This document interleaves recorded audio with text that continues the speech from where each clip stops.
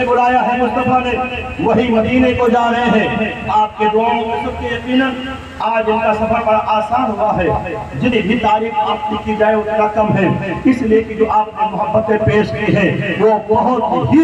یقیناً قابل تعریف محبت ہے۔ اللہ ہر ایسے مقتدی کو بنائے، کہیں اس علاقے میں کوئی بھی امام ہو مقتدا ہو تو اس کے سارے مقتدی کو بنائے کہ جب مقتدی کی محبت دل میں انگڑائی دے تو کہیں اور نہ بھیجے بلکہ مدینہ شریف بھیج دے، عمرہ کے لیے بھیج دے، حج کے لیے بھیج دے۔ اور یاد رکھیے مسلمانوں، ڈاکٹر جاوید صاحب گئے ہوں گے، اب کوئی علم حاصل نہیں کیے ہیں، ارے بھائی ان کو مہارت اگر حاصل ہے تو سوئی لگانے میں مہارت حاصل ہے، اتنا اچھا یہ سوئی لگا لیں گے، ہم لوگ اگر ہم لوگوں کے ہاتھ میں دے دیں گے تو ہم لوگوں کا ہاتھ کاپے گا اور کہیں کہ یہ کیا کون سا کام ہمیں دے دیا ہے۔ اس لیے جتنا اچھا یہ سوئی لگا لیں گے کوئی دوسرا نہیں لگا پائے گا، لیکن جتنی یہ ان کے کمال کی بات ہے، اس میں ان کو ایکسپیرینس ہے، لیکن جب نبی کے در کی برکتیں لینی ہو اور نبی کے گنبد و مینار ہو اور اس کے بعد نبی کونین علیہ السلام کی صبح صادق کے وقت جب نبی کے روضہ کے سامنے جب نبی کا غلام بیٹھتا ہے تو ایسے موقع پر ایک بھکاری کی طرح، ایک منگتے کی طرح اپنے دامن کو پھیلائے ہوئے اور نبی کونین کے گنبد و مینار کے سامنے بیٹھ کر اور اس کے بعد وہاں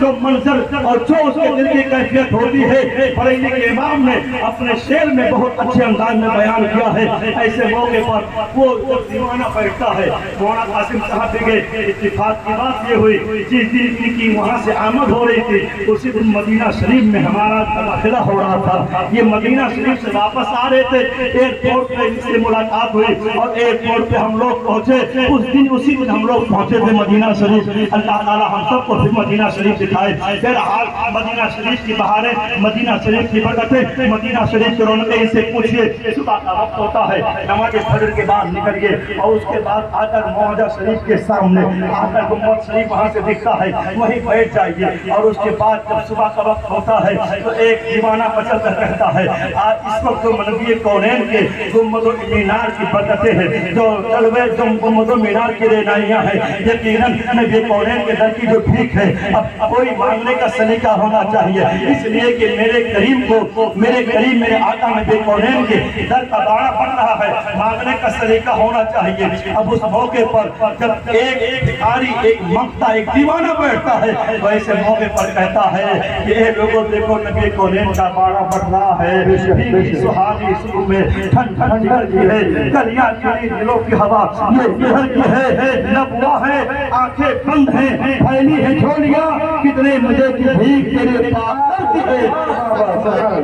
تیرے پاس کی ہے۔ پیسہ بہت سے لوگوں نے کمایا ہے، پیسہ بہت سے لوگوں نے بینک بیلنس کیا ہے، لیکن جو پیسہ آپ نے کمایا ہے بوڑھائی کے مسلمانوں، اس پیسے کا تذکرہ اب مدینہ شریف کی گلیوں میں ہوگا۔ جب مولانا صلاح الدین صاحب جائیں گے یقیناً وہاں جب آدمی جاتا ہے تو جو سب سے قریبی ہوتا ہے اس کی یاد سب سے پہلے آتی ہے۔ مدینہ شریف گنبد مینار کے نیچے بیٹھیں گے اور اس کے بعد جو سب سے پہلے یاد کریں گے آپ جیسے محسنوں کو یاد کریں گے۔ تو میں اب یہ کرانا ڈاکٹر جاوید صاحب شریف بہت اچھا لگا لیتے ہیں، لیکن جو دعا مانگنے کا انداز ہوتا ہے وہ دعا مانگنے کا انداز صحیح معنوں میں ایک مولوی کو ہی حاصل ہے، اور وہ مولوی جو نبی کونین کے بارگاہ کا مؤدب ہے، وہ مولوی جس کا یہ عقیدہ ہے کہ مالک کونین ہے وہ پاس کچھ رکھتے نہیں، تو جہاں کی نعمت ہے ان کے خالی ہاتھ میں، وہ مولوی جس کا عقیدہ یہ ہے کہ کون دیتا ہے دینے کو منہ چاہیے، دینے والا ہے